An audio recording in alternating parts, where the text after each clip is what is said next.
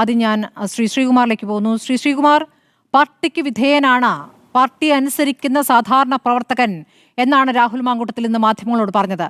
അതിനർത്ഥം പാർട്ടി പറഞ്ഞിട്ട് പാർട്ടിയോട് ആലോചിച്ചിട്ട് സഭയിലെത്തി രാഹുൽ എന്നാണോ?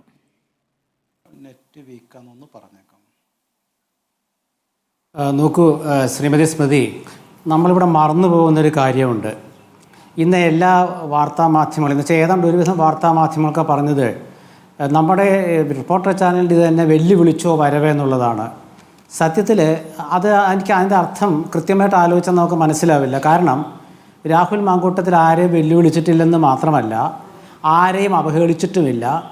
അതിൻ്റെ കാരണം എന്താണെന്ന് വെച്ചാൽ കോൺഗ്രസിൽ നിന്നും പുറത്തുപോയ ഒരു MLA ആണ് രാഹുൽ മാങ്കൂട്ടത്തിൽ. അദ്ദേഹം ഇപ്പോൾ കോൺഗ്രസ്സിലില്ല, പാർലമെൻ്ററി പാർട്ടിയിലും ഇല്ല. അതുകൊണ്ട് ആരെയും വെല്ലുവിളിക്കേണ്ട കാര്യമില്ല. ഒരു സ്വതന്ത്ര കക്ഷിരഹിതനായ MLA എന്ന നിലയ്ക്ക് അദ്ദേഹത്തിന് അവിടെ എത്താം. അപ്പോൾ കക്ഷിരഹിതനായ MLA നമ്മുടെ മാധ്യമ സുഹൃത്തുക്കൾ ഇപ്പോഴും കോൺഗ്രസുമായി ചേർത്ത് വെക്കുകയാണ്. അതാണ് ഒരു പ്രശ്നം. അതായത് രാഹുൽ മാങ്കൂട്ടത്തിൽ ഇപ്പോഴും കോൺഗ്രസിൻ്റെ ഒപ്പമാണ് എന്ന രീതിയിൽ മനസ്സിലൊരു വാർത്തയെങ്ങും മെനയുകയാണ് അവർ. എന്നിട്ട് അത് വെച്ചിട്ടാണ് ഈ ചോദ്യം ചോദിക്കുന്നത്. അതുകൊണ്ടാണ് ഇന്ന് KPCC പ്രസിഡന്റിനോട് ചോദിച്ചത്, അതായത് എന്താണ് വെല്ലുവിളിച്ചിട്ടാണോ, പ്രതിപക്ഷ നേതാവിനെ ധിക്കരിച്ചോ, KPCCയെ ധിക്കരിച്ചോ എന്നൊക്കെ ചോദിക്കുന്നത്. അതുകൊണ്ടാണ് അദ്ദേഹം പറഞ്ഞത് അതിന് ഉത്തരവില്ലെന്ന്. കാരണം കോൺഗ്രസിൽ ഇല്ലാത്ത ഒരാൾക്ക് എങ്ങനെ വിപ്പ് കൊടുക്കുക പാർലമെന്ററി പാർട്ടി ലീഡർ? അപ്പോൾ കോൺഗ്രസിൽ ഇല്ലാത്ത ഒരാളെ ആനയിച്ച് കൊണ്ടുവന്നത് ശ്രീകുമാർ, യൂത്ത് കോൺഗ്രസിന്റെ തിരുവനന്തപുരം ജില്ലാ പ്രസിഡന്റ് നേമം ഷബീറും സംസ്ഥാന സെക്രട്ടറി റെനോ P. രാജനും സഹായി ഫസലും ചേർന്നാണ്. അതിനെക്കുറിച്ച് അങ്ങേക്ക് എന്താണ് പറയാനുള്ളത്? തീർച്ചയായിട്ടും അത് നല്ലൊരു ചോദ്യമാണത്. കാരണം എന്തുകൊണ്ടാണ് ഇങ്ങനെ സസ്പെൻഡ് ചെയ്യപ്പെട്ട ഒരാളോടൊപ്പം അകമ്പടിയായിട്ട് യൂത്ത് കോൺഗ്രസ് തിരുവനന്തപുരം ജില്ലാ പ്രസിഡന്റ് നേമ ഷജീർ എത്തിയെന്നുള്ളത്? കാരണം എന്താണെന്ന് വെച്ചാൽ അതിൽ രണ്ട് കാര്യമുണ്ട്. ഒന്ന്, എല്ലാവരും വിശ്വസിക്കണമെന്നില്ല, പക്ഷേ കോൺഗ്രസ്സുകാർക്ക് വിശ്വസിക്കാൻ പറ്റും. രാഹുൽ മാങ്കൂട്ടത്തിലെ കോൺഗ്രസിൽ നിന്നും സസ്പെൻഡ് ചെയ്തിരിക്കുകയാണ്. അദ്ദേഹത്തെ ഭരണഘടനാ പ്രകാരമായ നടപടിയെടുത്ത് ഡിസ്മിസ് ചെയ്തിട്ടില്ല. സസ്പെൻഡ് ചെയ്ത ഒരാളുമായിട്ട് സൗഹൃദം നിലനിർത്തുന്നതിൽ ഒരു കുഴപ്പമില്ല.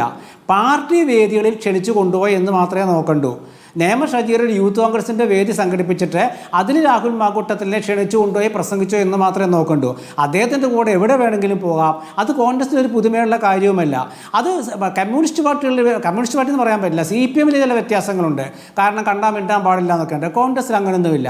കാരണം അതൊരു സൗഹൃദം അവിടെ എപ്പോഴും നിലനിൽക്കും. ആ സൗഹൃദം നിലനിൽക്കണമെന്ന് ആഗ്രഹിക്കുന്നവരാണ് കോൺഗ്രസ്സുകാരൻ. കാരണം എന്താ വെച്ചാൽ ഒരു വ്യക്തി തെറ്റ് ചെയ്താൽ അയാളെ സംഘടനയിൽ നിന്നും മാറ്റി നിർത്തും. ആ മാറ്റി നിർത്തപ്പെട്ടയാളെ ഒരു ഘടകവും അദ്ദേഹത്തെ നടപടിയെടുത്ത സംഘടന വേറൊരു ഘടകമാണ്. അപ്പോൾ സംഘടനയുടെ നടപടി കഴിഞ്ഞു. അപ്പോൾ ഇനിയുള്ളത് എന്താണ്? അദ്ദേഹം പറയണം ഞാൻ തെറ്റുകാരനാണോ അല്ലെന്ന് തെളിയിക്കാനുള്ള ബാധ്യതയുണ്ട്. അത് നിയമപരമായിട്ട് അദ്ദേഹത്തിന് ഇതൊക്കെ നമ്മൾ നേരത്തെ പറഞ്ഞ കാര്യമാണ്. അപ്പോൾ നമ്മൾ മനസ്സിലാക്കേണ്ട കാര്യം, ഇവിടെ VD സതീശനെ വെല്ലുവിളിച്ചിട്ടില്ല, VD സതീശനെ ധിക്കരിച്ചിട്ടില്ല. കാരണം രാഹുൽ മാങ്കൂട്ടത്തിൽ കക്ഷിരഹിത രഹിതനായ MLA ആണ്. അദ്ദേഹത്തോടെ സഭയിൽ പോകാതിരിക്കാനോ പ്രതിപക്ഷ നിരയിൽ നിന്നും മാറി നേരത്തെ PV അൻവർ ഇരുന്ന സീറ്റിൽ അവിടെ ഇരുന്നപ്പോൾ പ്രതിപക്ഷ നിരയിൽ നിന്ന് ഒരു കടലാസ് അങ്ങോട്ടേക്ക് പോകുന്നുണ്ടായിരുന്നു. ആ കടലാസ് നോക്കി അത് വായിച്ച് തിരിച്ച് മറ്റൊരു കടലാസ് പ്രതിപക്ഷ നിരയിലേക്ക് പോകുന്നുണ്ടായിരുന്നു. ഈ ബന്ധമില്ലാത്തവർ തമ്മിൽ എന്താണ് ഈ കടലാസ് കൈമാറ്റം? അല്ല, സത്യം പറഞ്ഞാൽ അതൊന്നും അങ്ങനെയൊക്കെ ചോദിച്ചാൽ എനിക്കറിയില്ല സ്മൃതി. കാരണം ആ കടലാസ് എന്തോ വേറെ ഏതോ ഒരു കാര്യത്തെക്കുറിച്ചായിരുന്നു. അത് പ്രതിപക്ഷ നിരയൊന്നുമല്ല, ജീവനക്കാരൻ തന്നെ കൊടുത്തതാണ്. എന്തോ കാര്യം അന്വേഷിക്കാനെന്ന ഒരു ചാനൽ റിപ്പോർട്ട് ചെയ്ത് ഞാൻ കണ്ടു. ഏതാ എനിക്ക് ഓർമ്മയില്ല, ഒരുപാട് ചാനൽ കാണുന്നതാണല്ലോ. അപ്പോൾ അതങ്ങനെ ഉച്ചയ്ക്ക് തന്നെ അതിലൊരു വിശദീകരണം മറുകുറിപ്പ് കൊടുത്ത് ഉടനെ ഇറങ്ങി. അല്ല, അതൊക്കെ നോക്കൂ, അദ്ദേഹം സഭയിൽ വന്നു എന്നുള്ളതും സഭയ്ക്ക് പുറത്തു പോയി എന്നുള്ളതും ഒരു കക്ഷിരഹിത MLA നിലപാടുകളല്ലേ? ഇന്നലെ നമ്മൾ ഈ വിഷയമാണല്ലോ ചർച്ച ചെയ്തത്. രാഹുൽ വരുമോ എന്നതായിരുന്നല്ലോ നമ്മൾ ഇന്നലെ ചർച്ച ചെയ്തത്. അങ്ങയുടെ വിശ്വാസവും രാഹുൽ വരില്ല എന്നായിരുന്നില്ലേ? പക്ഷെ രാഹുൽ വന്നിരിക്കുന്നു. രാഹുൽ എന്നിട്ട് പുറത്ത് രാഹുലിന് താല്പര്യമുള്ള കാര്യങ്ങൾ മാത്രം, അല്ലെങ്കിൽ പറയാൻ ഉദ്ദേശിച്ച കാര്യങ്ങൾ മാത്രം പറയുന്നു. മാധ്യമങ്ങൾ ഒറ്റ ചോദ്യത്തിനും മറുപടി പറഞ്ഞിട്ടില്ല. അപ്പോൾ അദ്ദേഹം ആദ്യം പറഞ്ഞത് ഞാൻ പാർട്ടിക്ക് വിധേയനാണ്, പാർട്ടിയിലെ സാധാരണ പ്രവർത്തകനാണ്. ഇപ്പോൾ സസ്പെൻഷനിലായതുകൊണ്ട് അതിൻ്റെ ചട്ടങ്ങളൊക്കെ കൃത്യമായിട്ട് അദ്ദേഹത്തിന് അറിയാമത്രേ. അതുകൊണ്ട് നേതാക്കളെ ബന്ധപ്പെട്ടിട്ടൊന്നുമില്ല എന്ന് പറയുന്നു. ഇനി ബന്ധപ്പെട്ടിട്ടില്ല എങ്കിലും നേതാക്കളുടെ പൊതു നിലപാട് എന്താണ്? പുറത്തു വന്ന പ്രതികരണം നമ്മൾ കണ്ടല്ലോ.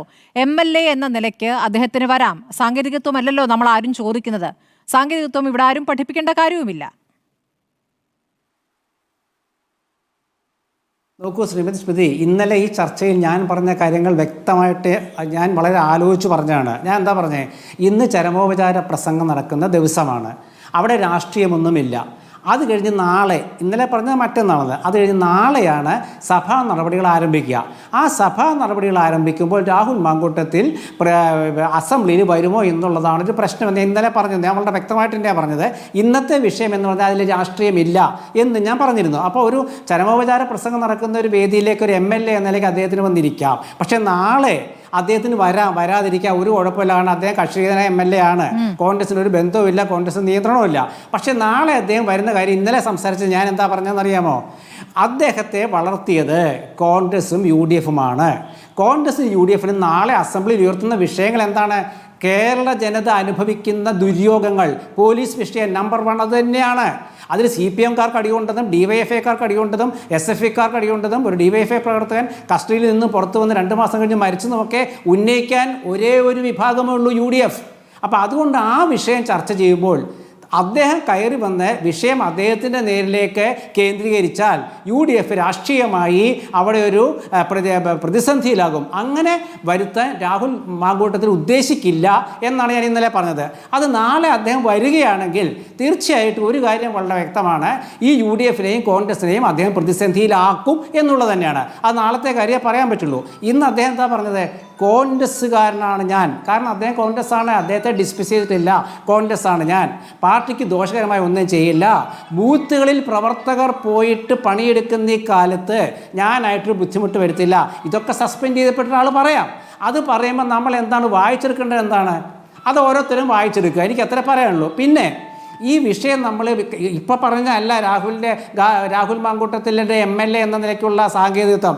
ഒരാഴ്ച മുമ്പ് KPCC പ്രസിഡന്റ് സണ്ണി ജോസഫിനോട് ചോദിച്ചു. സണ്ണി ജോസഫ് വ്യക്തമായിട്ട് പറഞ്ഞു, നമ്മൾ ചർച്ച ചെയ്തത് എന്താ പറഞ്ഞത്?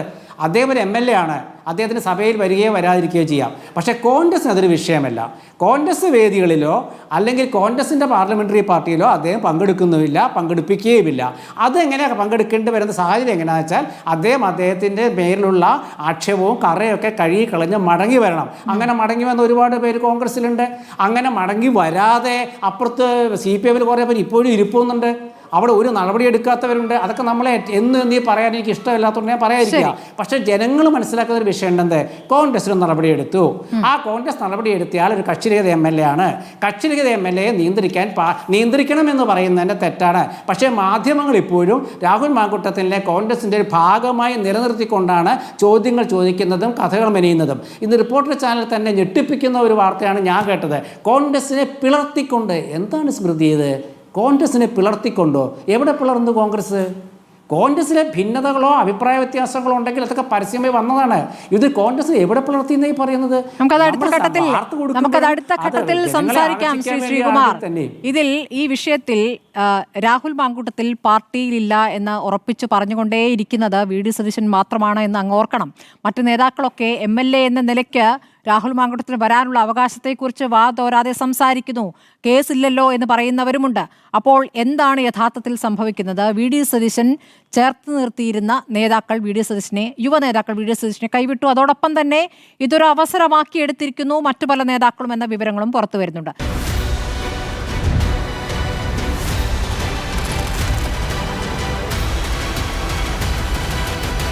ഡിബേറ്റ് വിത്ത് സ്മൃതി പരുത്തിക്കാട്.